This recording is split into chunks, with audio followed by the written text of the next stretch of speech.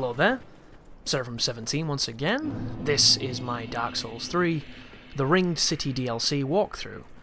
This is the Ringed City itself, and this video is going to be taking us all the way through the city and concluding in the Darkeater Midir boss fight. I'm assuming that this is going to be one of the more popular videos of this walkthrough if people use it at all, because the forums and the internet is alive with woes when it comes to Midir. And I don't really understand, and I'm hoping by the end of this video you'll understand why I don't understand why people are having such of a problem with this boss. This sequence right now is interesting until you figure out what they want you to do, because there is a giant. I don't know if it's Darkeater Argo or if it's just a different giant, but he's going to be summoning these machinations of Ruin Sentinels that are very accurate with bows, and there's a lot of them. So you want to use the gravestones to kind of eke your way forward so that you can drop down onto this lower platform and skip it like we did circa Old Yharnam. And then once you do that, you can climb up here and you can get to the first bonfire. If you want to fight the Darkeater guy, feel free to, but he's got quite a lot of life and he can summon enemies while you're fighting him, and on the new Game Plus cycles, it's not the most fun thing I've ever done. The best strategy I found was to hit him and then run back down to this corner just in case any of the sentinels turned up, wait for it to kind of reset and then run back up and hit him again and repeat that until he was dead. But it's not fun to watch, it's not fun to do, and I'm just going to skip it for the purposes of this guide. Right here we have some of these servant enemies that love to push you off. They've definitely been courting the women in the Hemlik area of Bloodborne. They like to push, so be careful near the edge, and just bear in mind that they have the ability to throw, I think it's the lightning stakes, and they can also do good damage. In true Souls fashion, the DLC is inflated as hell. All the enemies, all the bosses, pretty much everything you come across here is going to have slightly higher resiliences to your attacks, slightly higher HP than you were potentially expecting, and generally hit harder than a lot of the things in the game. From Software recommended a level 130 character for this DLC, and I believe that they did that because they have made it to that kind of level. And if you remember the previous DLCs that we've come across, like Artorias of the Abyss, like the Old Hunters, a lot of the bosses in the DLCs generally have more HP and hit like trucks. That's kind of the standard now for Souls. It's this last hurrah of the game where they appreciate a lot of people have these really strong builds that they've beat all the game with and they're really familiar with. A lot of them come with their friends, with a couple of phantoms, and they really stack those odds as I take a massive hit off of these crazy people, who you can plunge attack them and kill them instantly, which is a really nice design, but to fight them like a man when there's so many of them, because the swings are so slow, it leads to a lot of one-hit counter hits, because it's a very dangerous enemy. So I'm going to run past them, and I'm going to hit the bonfire, and we're just going to focus on getting you through the area and getting you past the bosses. But this is no different to those DLC guys. Everything in this is going to hit you slightly harder, because FromSoft makes them to try and counter these comfortable builds that we have. It seems like one of the core components that they want the DLCs to reflect is the notion that regardless of how strong you've got and how much gear you have, everything's still going to challenge you in certain ways.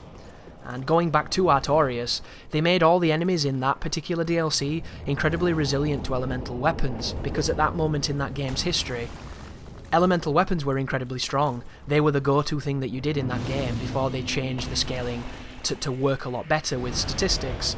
So elements, people had relied on them for so long that when they got to that DLC and they hit Artorias, they didn't do any damage. And Artorias had a lot of life compared to some of the bosses, and he was much more aggressive, and it was a completely different kind of Souls fight, because at that point, we didn't have Dark Souls 2, where it was a little bit different. We didn't have Bloodborne, where it was a hell of a lot different, and of course we didn't have this game. So Souls combat was very slow, it was very methodical, and it was much more about, you know, those single hits, those few attacks, getting around them, getting that damage, and then getting away. And look at this for some Neo-Matrix style dodges of the arrows. Completely unintentional, but it looked cool. And then of course I fuck it up, because in true Seraphim nature is I have to mess things up a few times before I get them right. So don't worry too much if, for instance, these Ringed City Knights, these guys here that look like Dark Wraiths, if they're giving you a tough time because they're doing massive damage and, you know, you can't kill them because they've got a lot of poise and you're having issue with just getting hit a lot and getting hit hard, it's just the way the DLC works, guys. It's been intentionally made to romp a lot of builds, and it can definitely be countered and it can definitely be adjusted to, as I get that happened. Like, that's just something else, that. I guess I'll use the bonfire after all, video game. So if you don't know what that was a phantom version. I think he's called Lido. He's an NPC that invades you in the other side of the swamp, and he's utter bullshit because he kills you in 2 hits with his hammer, and his hammer's a stun lock. And because he's one of the NPCs, he reads your inputs, he does frame perfect dodges, he's got infinite stamina, and he can animation cancel. So it's generally a very fucking miserable fight. But that isn't his phantom. That is the Darkeater summoning a version of him that is this kind of ephemeral terracotta nightmare that turns up and does big attacks. So be very careful. But this is the introduction of Midir. He is the dragon that we're going to be fighting in this video, and he's going to strafe this bridge, and there's a couple of things that are going to make your journey here better. I'm going to show you the path, one of the paths you can use on this bridge, which is me running up to where that item is and going into a cave in the wall. To do this, you do not have to iframe through the fire. I was a little bit slow then, so I iframed through the fire. There's a nice upskirt shot of our fantastic glutes, and this guy's been a dickhead, so always fun. And then from here you can roll down onto the lower shelf and you can run up to the corner, up to the top of this little hill, and you can go into the cave. And that's one way of doing it. If your timing is good and you know the animation well, you can wait for the fire to sweep and you can just use iframes and roll through it. You'll still get hit by the residual fire, but the residual fire is fair. It's just the one big swathing sweep of doom that does incredible damage. So you can either do it by using skillful rolls, or you can do it by just avoiding like I did there. One takes timing, the other one just, you need to get to the caves, however you get there is up to you. And then once you get to the top, you have to go a little bit extra than I thought you would to get a bonfire. And I'm being a little bit nervous here because I didn't want the fire to kill me on the corner. Truth be told, I don't think it would have. But for every time you think something's not going to kill you in a Souls game, it kills you. So it's sometimes good to be a little bit tentative with your actions. But drop down here. And then the second entrance is going to be the one that you want to go up once you've finished falling down. So fall down here again. If you fall down the wrong collection of holes, you'll end up going the wrong way. The first entrance will have a mimic in it. The second entrance is what you want to go through. And then there's a couple of skeletons to fight if combat is in your blood, and that's what you want to get up to as we do some slashing and when we move on. But it's having a couple of technical difficulties just then, which is always fun in a video such as this, and I'm actually fighting the skeletons, so oh no. But alas, the show shall continue. So when we get to the top of this, we're treated to a bonfire, which is always a nice sight in a Souls game. You can also kill the Crested Lizard or go for the invader that will turn up. He's a bootleg version of the, I think he's called Morn. He's a big dude with a big hammer, so be very careful.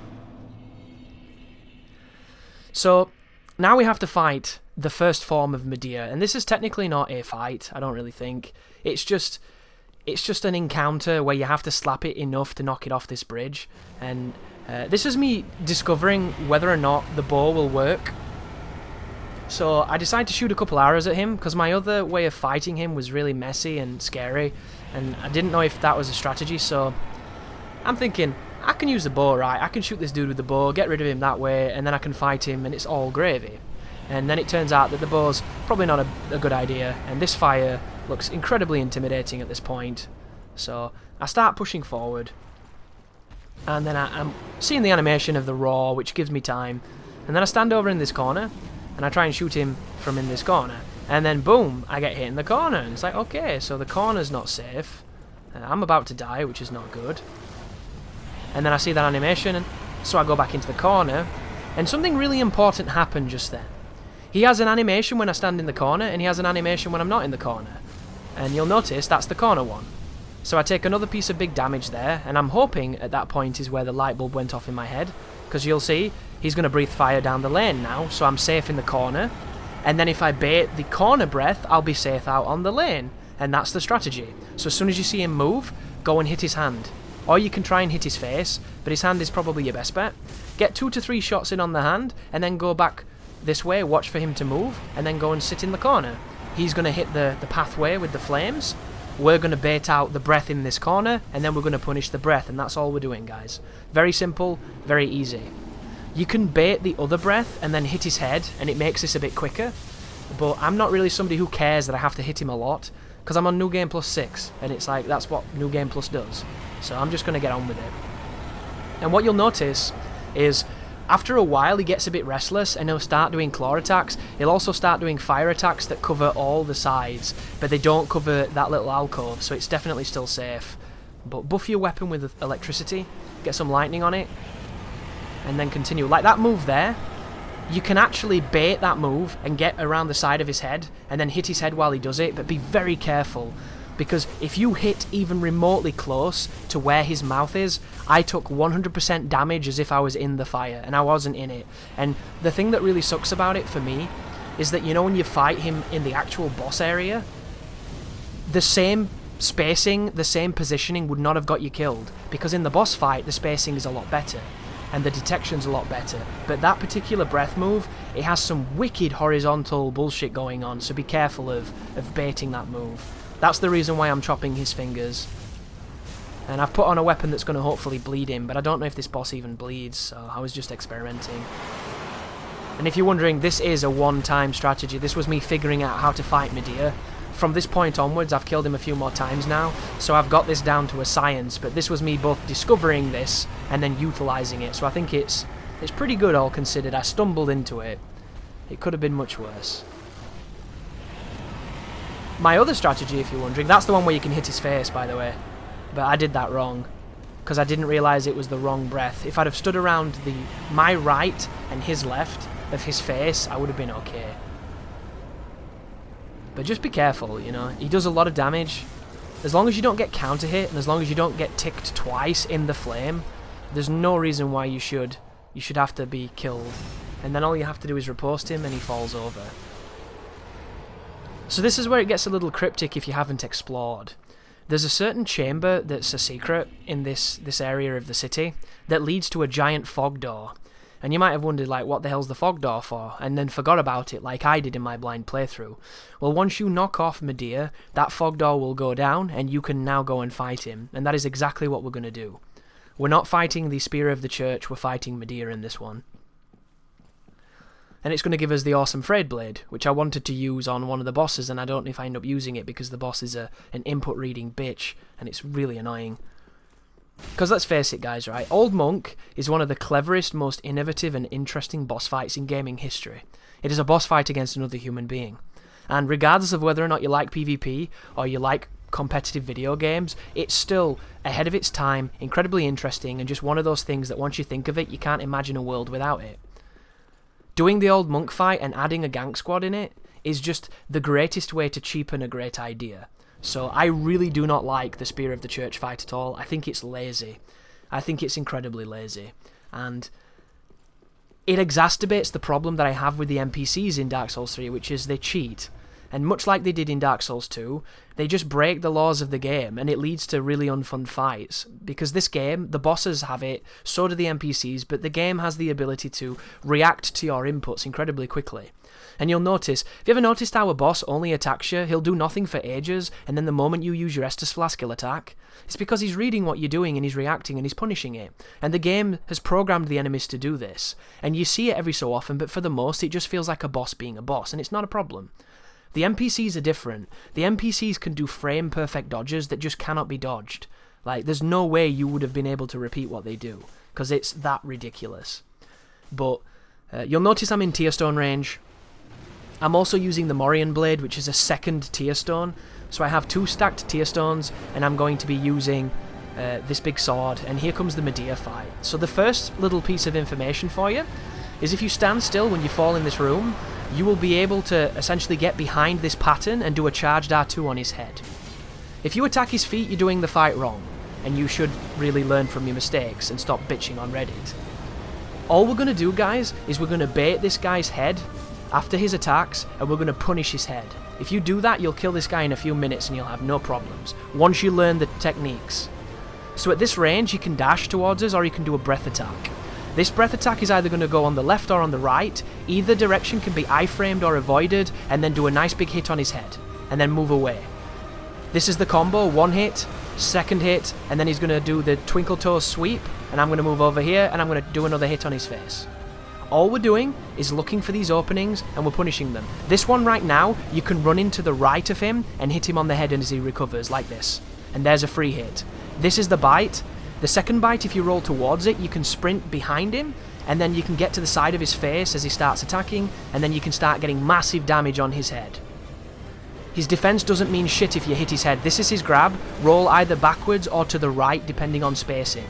If you're still in the range, rolling backwards will get you hit. Here comes his standard combo. Either go left or right on that and roll through whatever attack he does. If you time it right through experience, you won't get hit even though you get engulfed in flame. And then here is his flame attack again. It's directional, so we know he's going to sweep left or right. He swept to his right, our left, so we're safe. Charge a big hit, hit him again, and then watch what he does. After hitting him like this and being this close, you're going to bait these melee attacks. All of these melee attacks have massive openings. Watch this. Wait for the end of it, charge an R2, hit him in the face. Incredible damage. Here it comes again. If you can't get good spacing that way, go under his legs. You'll promote him to breathe fire on his balls, and if you get to his tail like this, you will never get hit. There is no reason to get hit in this fight outside of mistakes. This move right here will power up his ability to use pursuers, and it's also an AoE, so do not go too close to that. He's exactly the same, only now he does that charge attack, where he does the big combo twice, and he will do these moves that send the pursuers after you, which are very dangerous, but they're not too bad, as long as you're sprinting and you've got good distance. There's the double bite, into the flame breath, space it to get maximum punish here. But be careful being too close to the fire. It's obvious, but it happens. And then see what he does. Here's the swipe. Here's the second swipe. There's the third swipe. Here it comes with the mouth. Charge the R2. Hit the mouth. Boom. There's the stun. Do one R2 into riposte and he's dead. If you're wearing a hornet with a good weapon, he might be dead anyway. Yeah, he's dead anyway. And that's your fight. There's Midir. Is that as hard as everybody's telling you it is? No. The problem is those people are hitting his ankles, and instead of learning the gaps, they're just bitching, and bitching doesn't work. So the best strategy I can give you guys is, instead of crying for nerfs, adapt and conquer, because that is a really well designed fight. You just can't be looking at it the right way, because when you do, it becomes a completely different game. It becomes 100% about space and about punishers, and it's actually really, really fun. But thank you for watching, and you take care now.